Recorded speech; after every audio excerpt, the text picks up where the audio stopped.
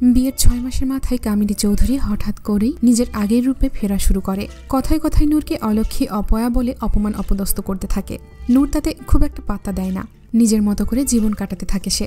আশমিন কিংবা রাফসান শিকদার কাউকেই এই ব্যাপারে কিছু বলতো না নূর। এর মধ্যেই তাদের জীবনে আবির্ভাব ঘটে লারা নামক রমণীর।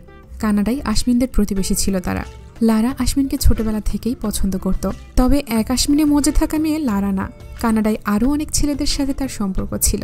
ম্যাডিসন নামের এক ছেলের সাথে 2 বছর লিভ ইন রিলেশনে ছিল সে। কিছুদিন আগে কামিনী চৌধুরীর সাথে যোগাযোগ হলে কামিনী চৌধুরী আশমিনের কথা বলে লারাকে। এও বলে যে কয়েকদিন পরেই আশমিনের ডিভোর্স হয়ে যাবে। আশমিনকে পেতে চাইলে লারা যেন বাংলাদেশে চলে আসে। লারাও ম্যাডিসনকে কিছু না জানিয়েই বাংলাদেশে চলে আসে। লারার বাবা মাও মেয়েকে পূর্ণ সমর্থন করে। লারার বাবা কানাডার অনেক বড় বিজনেসম্যান। ভাইয়ের সম্পত্তি তো এখন তাদেরই, সাথেই লারারটা পেলে সোনাই সোহাগা।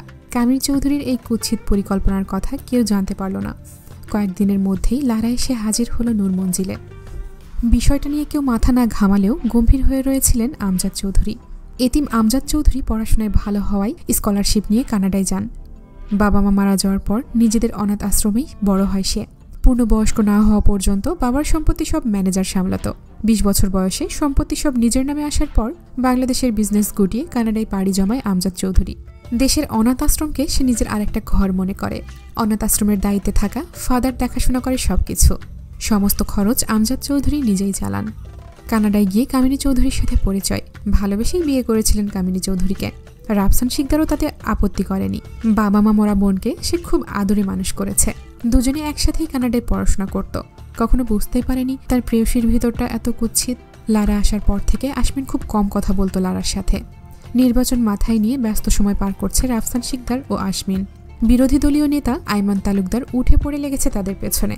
আশমিনের চমৎকার বুদ্ধিমত্তার জোরে কিছুই করে উঠতে পারছে না, তবে হাতে হাত গুটিয়ে বসে নেই সে, শুধু একটা সুযোগের অপেক্ষা।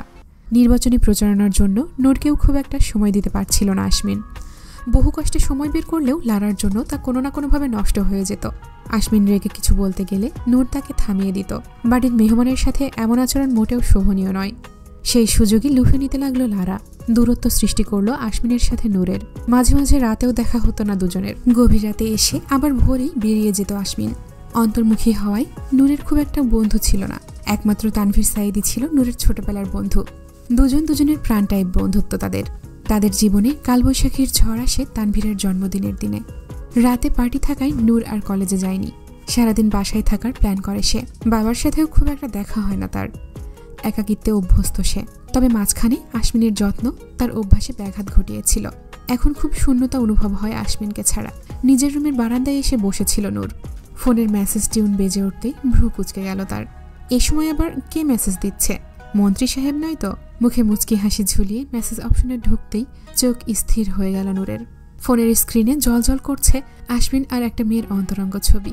কোনো এক অভিজাত হোটেলের রুমে বিবস্ত্র এক নারীকে বুকে নিয়ে শুয়ে আছে আশমিন। এতটা ঘনিষ্ঠ আজ পর্যন্ত তারাও হয়ে ওঠেনি। নির্লিপ্তভাবে চোখ সরিয়ে নিল নূর। ফোনটা জায়গা মতো রেখে আগের মতোই প্রকৃতিতে বিভোর হলো সে। সন্ধ্যায় রেডি হয়ে বেরিয়ে পড়ল তানভীরের বাড়ির উদ্দেশ্যে। নূরকে নিজের বোনের চোখেই দেখত তানভীর। জন্মদিনের অনুষ্ঠান শেষ হয় 10টায়, অথচ নূর জানতেই পারল না সন্ধ্যা 7টায় তার একমাত্র অবলম্বন তার বাবা তাকে ছেড়ে চিরদিনের মতো হারিয়ে গেছে সন্ত্রাসীদের গুলিতে। কয়েক হাজার কল জমা হয়েছে নূরের ফোনে। আশমিনের লাস্ট মেসেজ ছিল, কোথায় তুমি নূর? যেখানেই থাকো তাড়াতাড়ি হাসপাতালে চলে আসো। মামার গুলি লেগেছে, তোমাকে দেখতে চাইছে। না হয় আমাকে বলো কোথায় আছো, আমি তোমাকে পিক করছি। একা বের হওয়ার দরকার নেই, প্লিজ ফোন রিসিভ করো জান, আমার খুব টেনশন হচ্ছে। মিনিট কয়েক পরেই আশমিনের ফোনে মেসেজ এলো, আমাকে নিয়ে ভাবতে হবে না, আমি ব্যস্ত আছি, এখন আসতে পারবো না। গুলিই তো লেগেছে, মরে তো আর যায়নি। আমাকে আর বিরক্ত করবেন না, গীতিকারের সাথে কথা বলছি। সব ঠিক থাকলে আজই আমার ক্যারিয়ারের সূচনা হয়ে যাবে। আপনার অনুপস্থিতিতে এই গানই আমাকে সঙ্গ দিয়েছে, তাই সবার আগে আমার ক্যারিয়ার। মেসেজ পড়ে চোখ বন্ধ করে ফেলল আশমিন। এটা নূরের মেসেজ নয়, হতে পারে না। তার নূর এমন কথা কিছুতেই বলতে পারে না। কোথায় নূর? এদিকে নূরের অবহেলায় পড়ে থাকা ফোনটা বারান্দা থেকে তুলে নিয়েছে কামিনী চৌধুরী। আশমিনকে মেসেজ করেছে সেই। লারা তানভীরের সাথে নূরের কয়েকটা ছবি তুলে পাঠিয়ে দিল কামিনী চৌধুরীর কাছে। কামিনী চৌধুরী নূরের ফোন থেকে সেই ছবিগুলো আশমিনের মোবাইলে সেন্ড করে দিল। ছবি দেখার আগেই খবর এলো ব্যস্ততম পৃথিবী থেকে বিদায় নিয়েছে রাফসান শিকদার। ঘামে লেটে যাওয়া শুভ্র পাঞ্জাবি গায়ে দেয়ালে হেলান দিয়ে বসে পড়ল আশমিন। আমজাদ চৌধুরীও স্তব্ধ হয়ে গেল। শুধু হাঁপ ছেড়ে বাঁচল কামিনী চৌধুরী। এই বিশাল সাম্রাজ্য এখন তার। একমাত্র ভাইয়ের মৃত্যুতে শোক করতে না পারলেও কান্নার অভিনয় করল পাক্কা অভিনেত্রীদের মতো। হাসপাতালের বারান্দায় ভাইয়ের শোকে গড়াগড়ি খেয়ে কান্না করা বোনের আর্তনাদ ফলাও করে প্রচার করা হলো। আশমিন এসে সামলে নিল মাকে। আমজাদ চৌধুরী স্ত্রীর অভিনয় দেখেও চুপ করে রইলেন। মৃতদেহ নিয়ে নূর মঞ্জিলে পৌঁছানোর 1 ঘন্টা পরে বিধ্বস্ত অবস্থায় খালি পায়ে দৌড়ে বাড়িতে প্রবেশ করল নূর। নিউজ দেখে সে দৌড়ে এসেছে সারা রাস্তা, পা থেকে রক্ত ঝরছে সমানে। সেদিকে হুঁশ নেই নূরের। বাবার মৃতদেহের সামনে গিয়ে ধপ করে বসে পড়ল নূর। কাঁপা কাঁপা হাতে হাত বুলিয়ে দিল বাবার শান্ত মুখশ্রীতে। লাশের বুকে মাথা রেখে শুয়ে থাকলো কিছুক্ষণ। আজ থেকে এই বুকটা চিরদিনের মতো হারালো সে। তার আব্বু আর নেই, ভাবতেই নিঃশ্বাস আটকে আসছে নূরের। তার থেকে কয়েক হাত দূরে বসে আছে আশমিন, তার পাশ ঘেঁষেই বসে আছে লারা। সেই মুহূর্তে সবচেয়ে নিকৃষ্ট মানুষের পরিচয় দিল কামিনী চৌধুরী। নূরকে টেনে নিয়ে সরালো রাফসান শিকদারের বুক থেকে। পরপর কয়েকটা চড় লাগিয়ে দিল তার গালে। আসার পর থেকে এক বিন্দু পানিও চোখ থেকে বের হয়নি নূরের। থাপ্পড় খেয়েও সে নির্বাক চোখে তাকিয়ে আছে আশমিনের দিকে।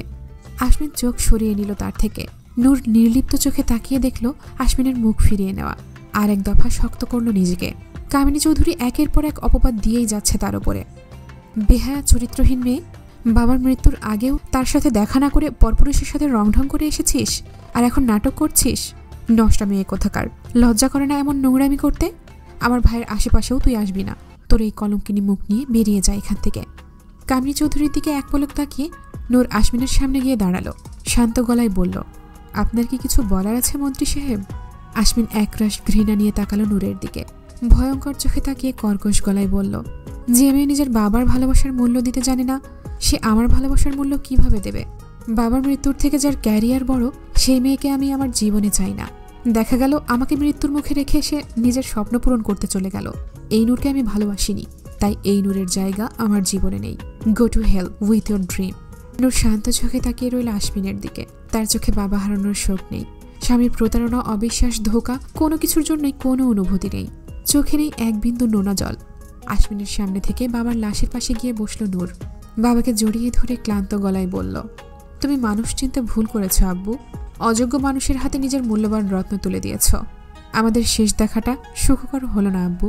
যে শূন্যতা নিয়ে তুমি চলে গেছো, আমাকে তা সারা জীবন বয়ে বেড়াতে হবে। পরপারে ভালো থেকো আমার সুপার হিরো। আমি তোমার রত্নের যত্ন নেব। কামিনী চৌধুরী তেড়ে আসতে নিতেই আমজাদ চৌধুরী তাকে শক্ত হাতে থামিয়ে দিল। ভয়ঙ্কর চোখে তাকিয়ে বুঝিয়ে দিল ফলাফল ভালো হবে না। স্বামীর কড়া চাহনিতে থেমে গেল কামিনী চৌধুরী। কটমট তাকিয়ে রইল নূরের দিকে। বাবার কপালে চুমু খেয়ে নিজেও রুমে চলে গেল নূর। রাফসান শিকদারকে দাফন করতে নিয়ে যাওয়ার সময়ও নিচে আসেনি সে। তানভীর সারাটা সময় চুপচাপ সবকিছু দেখে যাচ্ছিল। নূরের এই শান্ত ব্যবহার ভাবাচ্ছে তাকে। নূরের পিছু পিছু সেও এসেছিল এখানে। কামিনী চৌধুরী নূরকে আঘাত করার সময় যখন সে রেগে এসেছিল, তখন নূরের ইশারায় থেমে যায় সে। তখন থেকেই সারা শরীর জ্বলছে তার। রাফসান শিকদারের দাফন শেষ হলো রাত 2টায়। দলীয় নেতা সহ হাজার হাজার মানুষজন জানাজায় অংশগ্রহণ করেছে। বিরোধী দলীয় নেতা আইমান তালুকদারও এসেছে জানাজায়। সারা দেশে তোলপাড় শুরু হয়ে গেল খুনিকে ধরার জন্য। আশমিন হিংস্র বাঘের মতো শত্রুদের একের পর এক শেষ করতে লাগলো। তবুও কোথাও কোনো লিঙ্ক পাওয়া যাচ্ছিল না। সারা রাত বাইরে কাটিয়ে ভোরে বাসায় আসে আশমিন। রক্ত জবার মতো লাল চোখ নিয়ে রুমে ঢুকতেই শব্দ করে দরজা বন্ধ করে দেয় সে। বারান্দায় দাঁড়িয়ে থাকা সত্য বাবা হারানো মেয়েটির দিকে ফিরেও তাকায় না। ওয়াশরুম থেকে ফ্রেশ হয়ে বিছানায় নিজের শরীর এলিয়ে দেয়। সেদিকে তাকিয়ে তার ছেলের হাসি হাসল নূর। চোখ ঘুরিয়ে আকাশের দিকে তাকিয়ে গুনগুন করে লতা মঙ্গেশকরের গান গাইল। কয়েক ফোঁটা অশ্রু গড়িয়ে পড়ল আশমিনের চোখ থেকে। তানভীরের সাথে নূরের ছবিগুলো বারবার চোখের সামনে ভেসে উঠছে। নূরকে সে অবিশ্বাস করছে না। তবে এই মুহূর্তে নূরকে বাঁচাতে তাদের মধ্যে দূরত্ব জরুরি। যত কষ্টই হোক না কেন, কাল পর্যন্ত অপরাধীকে বোঝাতে হবে তার জালে ফেসেছে আশমিন। নূরের প্রতি দুর্বলতা দেখালেই সে নূরের উপর আক্রমণ করবে। অজানা শত্রুকে আবার সুযোগ দেওয়া যাবে না। বিপুল ভোটে জয়লাভ করেছে আশমিন। এত বড় প্রাপ্তিতেও তার চোখে মুখে খুশির লেশ মাত্র নেই। পার্টি অফিসের সমস্ত কাজ শেষ করে বাসায় আসতেই ভ্রু কুঁচকে গেল তার। সমস্ত বাড়ি নিস্তব্ধ হয়ে আছে। একমাত্র কামিনী চৌধুরী আর লারাকেই প্রফুল্ল দেখালো। আমজাদ চৌধুরী মাথায় হাত দিয়ে সোফায় বসে আছে। আশমিন খুব একটা মাথা না ঘামিয়ে বাবার পাশে গিয়ে বসল। চারিদিকে ফুলের তোড়াই ভরে গেছে। সবাই শুভেচ্ছা জানিয়ে ফুল পাঠিয়েছে। আশমিন বলল, নূর কোথায় আব্বু? আমজাদ চৌধুরী কর্কশ গলায় বলল, তাকে দিয়ে তোমার কি দরকার?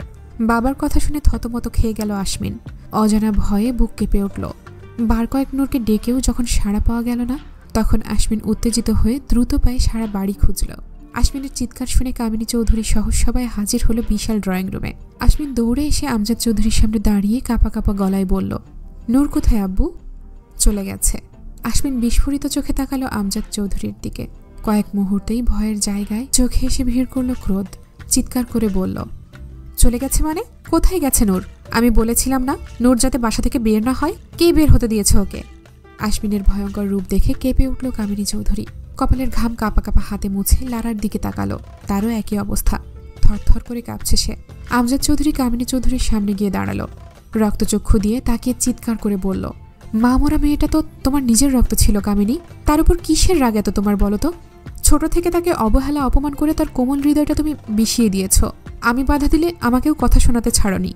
ভাইজান একটা কোমল ফুল তুলে দিয়েছিল তোমার হাতে, অথচ তুমি তার জীবনটা কাঁটায় ভরে দিয়েছ। এই বিশাল সম্পত্তির একমাত্র উত্তরাধিকার গিয়ে কতবেলা না খাইয়ে রেখেছ, তার হিসাব নেই। সবকিছুই তো মেয়েটা মেনে নিয়েছিল, তাহলে তাকে এভাবে ঘর ছাড়তে বাধ্য করলে কেন? তার চরিত্রে সবার সামনে দাগ লাগালে কেন? উত্তর দাও কামিনী। স্বামীর এমন কথায় কলিজা শুকিয়ে গেল কামিনী চৌধুরীর। আশমিন অবাক চোখে বিস্ময় নিয়ে তাকিয়ে আছে তার মায়ের দিকে। সেদিকে একবার তাকিয়ে চোখ নামিয়ে নিল কামিনী চৌধুরী। আশমিন যেন বোবা হয়ে গেল। টলমল পায়ে দেয়ালের উপর হাত রেখে নিজেকে সামলালো। মরার উপর খাড়ার ঘা হয়ে আগমন হলো তানভীরের। কারোর দিকে না তাকিয়ে নিজের ফোনটা কানেক্ট করে দিল ড্রয়িং রুমের টিভিতে। সাথে সাথেই টিভির স্ক্রিনে ভেসে উঠল নূরের পরিশ্রান্ত পরাজিত মুখখানা। ভিডিওটি গাড়ির ভেতরে বসে করা। আশমিন দৌড়ে এসে দাঁড়ালো টিভির সামনে। কাঁপা কাঁপা হাতে ছুঁয়ে দিল নূরের মুখখানা। ভিডিওতে নূর বলছে, জয়ের জন্য অনেক অনেক শুভকামনা মন্ত্রী সাহেব। আপনার এই সাফল্য ভরা জীবনে আমার মতো অপয়া থাকা মানায় না বলেন? ভালোবাসলে বিশ্বাস করতে হয় মন্ত্রী সাহেব, ভালোবাসায় ভরসা থাকতে হয়। কোনো ঠুনকো আঘাত যদি তা ভেঙে দেয়, তাহলে বুঝতে হবে সেখানে কোনো ভালোবাসা ছিল না, পুরোটাই অভিনয় বা মোহ। আপনার বেলায় ঠিক কোনটা বুঝতে পারছি না। আপনি যখন বলেই দিয়েছেন আমি আপনাকে আর কি ভালোবাসবো, নিজের বাবাকেই তো ভালোবাসতে পারিনি, তখন আর নিজের হয়ে কোনো সাফাই দেব না। আমি চলে যাচ্ছি, আপনাকে সমস্ত সম্পর্ক থেকে মুক্তি দিয়ে যাচ্ছি। প্রমাণস্বরূপ এই ভিডিওটি আপনার কাছে রেখে দিতে পারেন। যেহেতু আমাদের বিয়ের রেজিস্ট্রেশন হয়নি, সেহেতু ডিভোর্স পেপার দিতে পারলাম না। ভিডিও শেষে আপনার জন্য সারপ্রাইজ আছে, দেখে নেবেন প্লিজ। মিসেস চৌধুরীকে টেনশন করতে নিষেধ করবেন। আমি নামক বোঝা আপাতত বিদায় হচ্ছি, তবে আমি ফিরব। আমার আব্বুর খুনিদের ভয়ঙ্কর মৃত্যু দিতে আমি ফিরব, কিন্তু আপনার জীবনে কখনো না মন্ত্রী সাহেব। কষ্ট দিয়েছেন আমায়, অবিশ্বাসের আগুনে আমাকে জ্বালিয়ে মেরে ফেলেছেন আপনি। লাশের কি কারো প্রতি ভালোবাসা থাকে বলেন? ভালোবাসার বিষে আপনার হৃদয় বিষাক্ত হোক, এই দোয়াই রইল। আমার ফিরে আসা পর্যন্ত জীবনটাকে উপভোগ করুন। নূর ফিরে আসলে স্বস্তির নিঃশ্বাস নেওয়া দুষ্কর হয়ে যাবে। রাফসান শিকদারের মেয়ে তেহজিব নূর শিকদারের ওয়াদা এটা। নূরের জ্বলন্ত চোখের দিকে এক মনে তাকিয়ে রইল আশমিন। নূরের ভিডিও বন্ধ হতেই স্ক্রিনে সেই দিনের আশমিনের ছবিগুলো ভেসে উঠল। রাফসান শিকদারের মৃত্যুর দিন সকালে পাঠানো হয়েছে নূরকে। আশমিন একের পর এক ধাক্কা সামলাতে পারল না, মস্তিষ্ক অচল হয়ে গেল। অতিরিক্ত চাপের ফলে মাইনর অ্যাটাকও হয়ে গেল তার। আমজাদ চৌধুরী মেঝেতে লুটিয়ে পড়া ছেলেকে ধরে চিৎকার করে কেঁদে উঠল। সিংহের মতো দাপিয়ে বেড়ানো মানুষটাকে এভাবে দেখে সবার চোখে অশ্রুরা ভিড় করল। দেহরক্ষীরা আর তানভীর মিলে আশমিনকে তাড়াতাড়ি হাসপাতালে নিয়ে গেল। আমজাদ চৌধুরী ছেলের সাথে যেতে নিয়ে পেছন ফিরে কামিনী চৌধুরীর দিকে তাকিয়ে হুঙ্কার দিয়ে বলল, আমার ছেলের কিছু হলে আমি নিজ হাতে তোমাকে খুন করব কামিনী। ভুল করেও নিজের এই নোংরা চেহারা আমার ছেলের সামনে নিয়ে আসবে না।